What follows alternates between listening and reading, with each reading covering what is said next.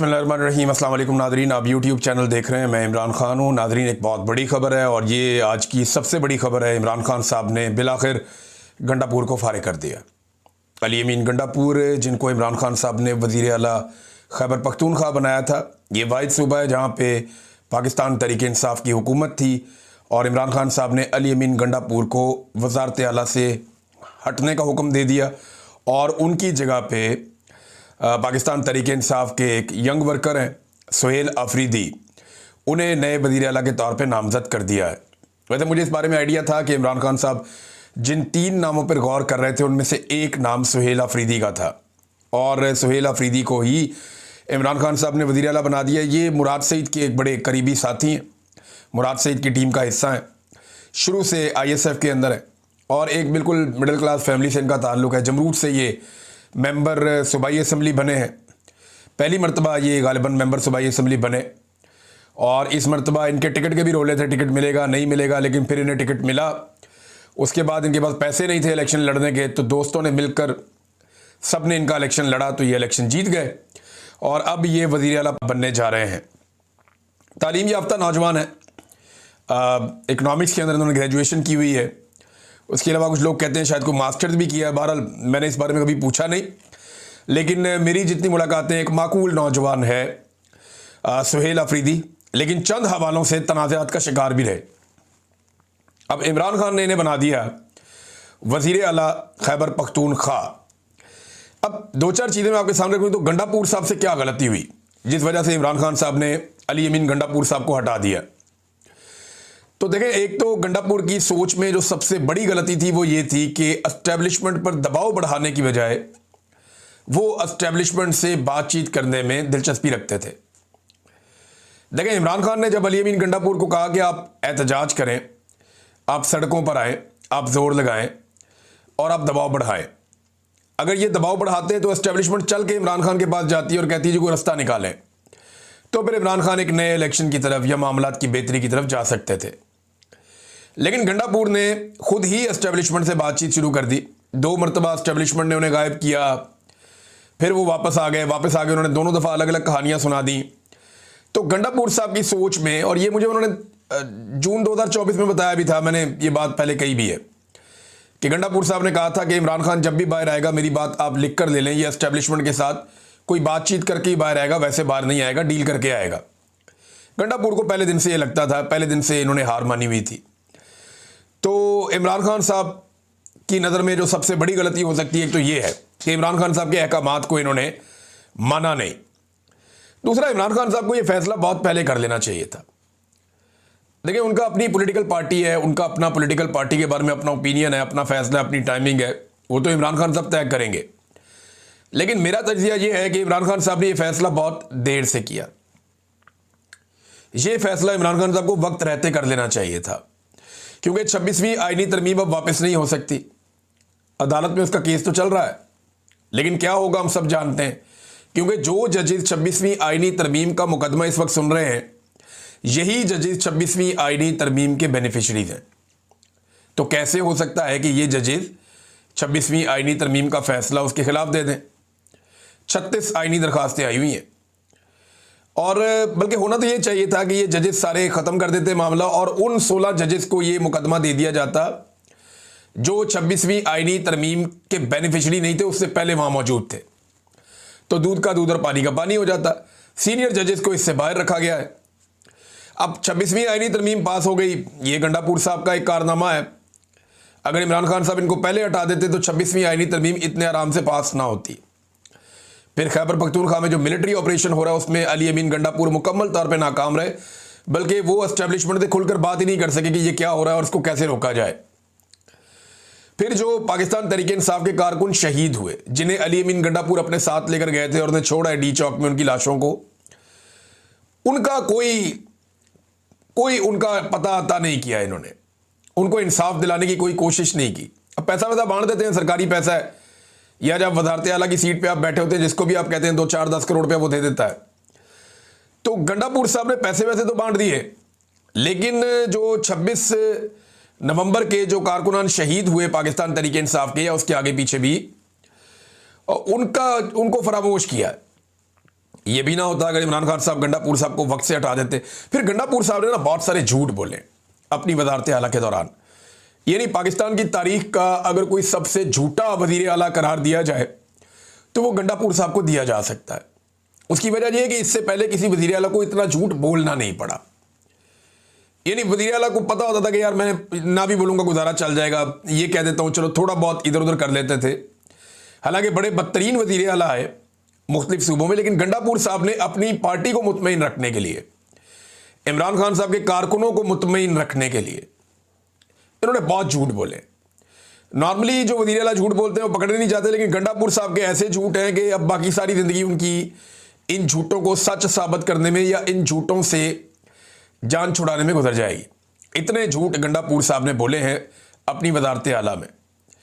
यानी अब उनके पास बहुत टाइम है, वो हाइकिंग करें, पहाड़ों पे चढ़ें, 8 ज़िले क्रॉस करें, जो दिल करता है करें। लेकिन गंडापुर साहब ने अपनी सियासत को बुरी तरह तबाह किया है। अब देखना यह है कि अली अमीन गंडापुर शेर अफजल खान मरवत बनेंगे, उस्मान बुज़दार बनेंगे, परवेज़ खटक बनेंगे, महमूद खान बनेंगे या फ़याज़ुल हसन चौहान बनेंगे। देखना यह है कि अली अमीन गंडापुर साहब मुस्तकबिल में क्या बनना पसंद करेंगे। इनके बड़े अच्छे ताल्लुकात थे एस्टेब्लिशमेंट से। जिस वक्त ये खबर आई तो फौरी तौर पे एक भूचाल मच गया। अभी मैं आपको बताता हूँ नया वज़ीर आला कौन आ रहा है और इसके क्या इम्तिहान क्या होंगे इसके बड़े, और कौन सी चीज़ें जो इसके सामने आकर खड़ी हो जाएंगी। और इज्जत और जिल्लत का फैसला तो मेरा रब करता है, लेकिन कुछ चीज़ें हैं जो इसके गले पड़ेंगी। अब मामला यह है कि गंडापुर साहब ने जो कुछ किया इस 1.5 साल में, उसने पाकिस्तान तहरीक इंसाफ को और इमरान खान साहब को बहुत ज़्यादा नुकसान पहुंचाया। आज से 3 महीने पहले गंडापुर ने एक स्टेटमेंट दिया था और उस स्टेटमेंट में गंडापुर ने कहा था जी कि 3 महीने में अगर इमरान खान को रिहा ना करवा पाया तो मैं ये बता देता हूं कि फिर उसके बाद सियासत छोड़ दूंगा या हम सियासत छोड़ देंगे। अभी 3 महीने पूरा होने में 1 दिन बाकी था। जरा सुन ले क्या कहा था गंडापुर ने। दिन का आगाज हो गया है, या हम सियासत छोड़ेंगे और या इमरान खान को रिहा करवाएंगे। ठीक है जी, 90 दिन का आगाज हो गया है, या सियासत छोड़ेंगे या इमरान खान को आज़ाद करवाएंगे। अभी 1 दिन बाकी था, लेकिन जब आदमी जेल में बंद होता है ना तो दिन ऊपर नीचे हो ही जाते हैं। मैं क्योंकि इससे गुजरा हूं, मुझे आइडिया है। तो खान साहब ने 1 दिन पहले अली अमीन गंडापुर साहब से जान छुड़ा ली। अब गंडापुर साहब के पास अभी भी 24 घंटे बाकी हैं, या तो वो इमरान खान को छुड़वा लें या वो सियासत छोड़ दें, दोनों में से एक चीज़ कर दें। अच्छा, सबसे बड़ा धचका एक तो गंडापुर को लगा इमरान खान ने जब कहा कि इनको अब हटा दो। गंडापुर को आइडिया तो था कि उनको हटा दिया जाएगा जो उन्होंने काम किए हुए थे, लेकिन फिर भी उन्हें लगता था कि मैं और टाइम मैनेज कर लूँगा। लेकिन एस्टेब्लिशमेंट को बहुत बड़ा धचका लगा। एस्टेब्लिशमेंट ने पाकिस्तान के टीवी चैनल्स के ऊपर खबरें चलवाई कि नहीं नहीं ऐसा कुछ नहीं हुआ, अभी कोई फैसला नहीं हुआ, ये खबर गलत है। बाकायदा एस्टेब्लिशमेंट में एजेंसियों के सीनियर ऑफिसर्स ने कॉल करके दबाव डलवा के अपने लोगों के जरिए से मीडिया के ऊपर खबरें चलवाई कि ये खबर चलाओ कि गंडापुर को इमरान खान ने अभी नहीं हटाया। फिर पाकिस्तान तहरीक इंसाफ की क़यादत पर भी दबाव डाला कि तुम भी ये बात करो, तुम भी ये बात करो, तुम भी ये बात करो। तो बैरिस्टर गौर वगैरह भी ये बात करना शुरू हो गए, जी नहीं इमरान खान ने अभी ऐसा कोई फैसला नहीं किया, हम बताएंगे आपको। और सारे मिलकर कोशिश कर रहे थे कि कुछ ना कुछ करके गंडापुर की वजारत आला बचाई जाए। फिर यह भी बंदोबस्त किया गया कि गंडापुर साहब की फौरी तौर पे इमरान खान से मुलाकात करवाई जाती है, लेकिन अब फ़ायदा कोई नहीं। अब पछताए क्या जब चिड़ियाँ चुग गई खेत, इमरान खान साहब अब कहाँ मिलते हैं। फिर यह भी कोशिश की कि बात करवाई जाए, इमरान खान से मुलाकात करवाई जाए, लेकिन इमरान खान साहब ने अब फैसला कर लिया था और वो फैसला उन्होंने बड़ी सोच विचार के बाद किया है। और ये एक रिएक्टिव फैसला भी कह सकते हैं, क्योंकि औरंगज़ई के अंदर पाकिस्तानी फौजी जवान और एक लेफ्टिनेंट कर्नल वो शहीद हुए हैं दहशतगर्दों के साथ लड़ाई में। 9 लोगों की शहादत हुई है, दूसरी तरफ दहशतगर्द भी मारे गए हैं। अब इमरान खान साहब लगातार ये कह रहे हैं कि दहशतगर्दी के खिलाफ जंग में हमारे जवानों को ईंधन बनाया जा रहा है और ये सिर्फ डॉलरों के लिए काम किया जा रहा है, मादनियात के लिए काम किया जा रहा है, या अमेरिका की और मगरबी ममालिक की खुशनुदी के लिए। इमरान खान साहब तो साफ नाम लेकर कहते हैं कि आसिम मुनीर साहब ये कर रहे हैं, वो दहशतगर्दों के खिलाफ है, दहशतगर्दी के खिलाफ है, लेकिन वो एक कौमी पॉलिसी बनाना चाहते हैं इस बारे में, क्योंकि ताकत के इस्तेमाल से कभी भी दहशतगर्दी खत्म नहीं होगी। दिमाग के इस्तेमाल से दहशतगर्दी को आप काबू कर सकेंगे। दिमाग और ताकत का आप एक साथ इस्तेमाल करेंगे तो आप इसको अचीव कर लेंगे, इमरान खान साहब का ये कहना है। लेकिन यहां ताकत का अंधा इस्तेमाल किया जाता है, रोजाना की बुनियाद पे लाशें आ जाती हैं, दुनिया को यह बताया जाता है देखिए हमारी लाशें गिर रही हैं। तो ये लाशें गिरने का सिलसिला बंद होना चाहिए। इमरान खान साहब ने इसके इंस्टेंट रिएक्शन के तौर पे कि हमारे इतने जवान शहीद हो रहे हैं और अली अमीन गंडापुर मुकम्मल तौर पे नाकाम है, तो अली अमीन गंडापुर को इमरान खान साहब ने निकाल दिया। अब आ जाए जो नया वजीर आला आया, इसके लिए बड़े इम्तिहान क्या है। एक तो मुराद सईद की टीम का हिस्सा है, तो अब मुराद सईद को उस तरह खतरे में नहीं होना चाहिए जैसे वो माजी में खतरे में थे, और अब मुराद सईद के लिए वो खतरात जो माजी में थे, जिस तरीके से उन्हें छुप कर रहना पड़ा, जो उनके लिए परेशानियां थी, अभी भी मुझे नहीं लगता कि वो सामने आ पाएंगे। लेकिन फिर भी मुराद सईद के लिए मामलात उतने खतरनाक नहीं होने चाहिए जितने गंडापुर के दौर में थे। नंबर 2, मुझे चंद दिन पहले कुछ दोस्तों ने बता भी दिया था और ये बात भी हो गई थी कि सुहेल के बारे में इमरान खान साहब गौर कर रहे हैं और 1-2 और लोग हैं। अब क्योंकि वो नहीं बने तो उनका नाम लेना मुनासिब नहीं है। एक चीज़ मैं पाकिस्तान तहरीक इंसाफ के लोगों से कहना चाहूँगा कि आप फौरी तौर पर उन तमाम दानिशवरों के और उन तमाम सहाफ़ियों के और तमाम पॉलिटिशियंस के वो क्लिप निकाल कर रख लें जिसमें गंडापुर को जब इमरान खान ने वज़ीर आला बनाया था तो वो मातम कर रहे थे, क्योंकि उस वक्त उन सबको लगता था कि इमरान खान एक बड़े सख्त आदमी को वज़ीर आला बनाकर लाया और ये अब तहरीक चलाएंगे, ये बैठेंगे नहीं, तो ये सारे मातम कर रहे थे। लेकिन वक्त ने साबित किया कि गंडापुर उनकी उम्मीदों पर पूरा उतर गए और अब वो सारे गंडापुर को अपना एसेट समझते थे। अब आप देखिएगा वो सारे लोग ये बात करते हुए आपको नजर आएंगे कि गंडापुर को क्यों हटा दिया और गंडापुर के साथ ये जुल्म क्यों किया गया। वो सारे अब गंडापुर का केस लड़ते हुए आपको नजर आएंगे। लिहाजा वो क्लिप आप निकाल कर रख लें और वो पहला जब लगाया गया था वो क्लिप आप लगा दीजिए और साथ ये वाला लगा दीजिए और बताइए कि किस तरह इन्होंने मुनाफकत की है। अब नाज़रीन, क्योंकि इमरान खान का फैसला इन्हें पसंद नहीं आता, वो रखे फिर नहीं पसंद आता, निकाले फिर पसंद नहीं आता। ये कहते हैं नहीं, वो इमरान खान ने फैसला किया इसलिए हमने उसकी मुखालफत करनी ही करनी है। अब जो बड़े चैलेंजेस हैं नए वज़ीर आला के लिए, वो इनकी क्रेडिबिलिटी का तयन करेंगे सुहेल अफरीदी की। पहला चैलेंज, इमरान खान से मुलाकात। मैं आज भी अपनी उस बात पे कायम हूँ, जब एक वज़ीर आला चाहता है और वो पूरे दिल से चाहता है कि उसकी कैदी नंबर 804 से मुलाकात हो तो कोई उसे रोक नहीं सकता। सिर्फ बाजू मरोड़ना है कस के, और वो तरीके पता है, सुहेल अफरीदी को भी पता है। थोड़ा सा बाजू मरोड़ेगा, अडियाला जेल के दरवाजे खुलेंगे, जाकर मिल लेगा, कोई इतनी बड़ी बात नहीं है। लेकिन अगर ये वज़ीर आला भी इमरान खान से नहीं मिलता तो फिर इसके लिए मुश्किलात पैदा हो जाएंगी। नंबर 2, बैरिस्टर सैफ से, शाह फरमान से, शेर अफजल मरवत से, इन लोगों से जान छुड़ानी पड़ेगी। शाह फरमान क्योंकि ज़्यादातर वज़ीर आला हाउस में ही रहते थे शाम के वक्त, और मैं आपको निजी ज़िंदगी में बात करता नहीं हूँ, लेकिन शाह फरमान ने अली अमीन गंडापुर को बहुत हद तक खुशामद के ज़रिए से कंट्रोल किया हुआ था। फिर जो बैरिस्टर सैफ हैं वो हम सब जानते हैं कि वो बिल्कुल अली अमीन गंडापुर के साथ ऐसे ही था जैसे मोहसिन नकवी है शहबाज शरीफ के साथ। अब देखना यह है कि बैरिस्टर सैफ को बरकरार रखते हैं सुहेल अफरीदी या नहीं रखते, क्योंकि यहाँ पे तैमूर झगड़ा को लाना चाहिए हर हाल में कैबिनेट के अंदर, और मेन जगह पे लाना चाहिए। तैमूर झगड़ा इमरान खान साहब के वफादार साथी हैं और उनको ब्यूरोक्रेसी चलाने का और हुकूमती निज़ाम चलाने का बड़ा वसी तजर्बा है, तो उनके तजर्बे से फ़ायदा उठा सकते हैं सुहेल अफरीदी। ये भी एक बड़ा सवाल है कि क्या वो तैमूर झगड़ा को लेकर आएंगे। तैमूर झगड़ा का एक मुकदमा भी चल रहा है, केस चल रहा है बाकायदा धांधली के हवाले से, जहाँ पे कुछ बड़े अहम सबूत उनके हाथ लगे हैं और एंटी करप्शन इसके ऊपर काम कर रही है।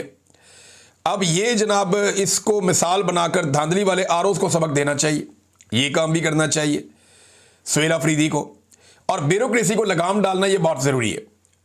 ब्यूरोक्रेसी एस्टेब्लिशमेंट के कंट्रोल में है या मोहसिन नकवी के कंट्रोल में है, और उसे एक सूबाई हुकूमत के कंट्रोल में कैसे लाना है इसकी बड़ी मिसालें मौजूद है माजी में।